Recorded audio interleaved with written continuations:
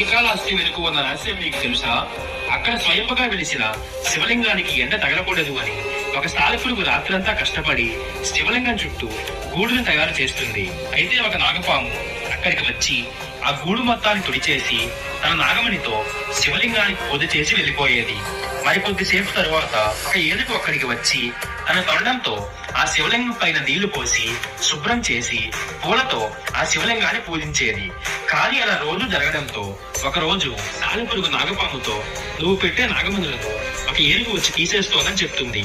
అదే సమయంలో ఆ ఏనుగు ఆ నాగమణులను తీయడంతో ఆ పాము కోపంతో ఏనుగు తొండంలోకి వెళ్లిపోతుంది. అప్పుడు ఆ ఏనుగు తన తలను పక్కనే ఉన్న ఒక పెద్ద రాతి బండగా కొట్టుకుంటుంది.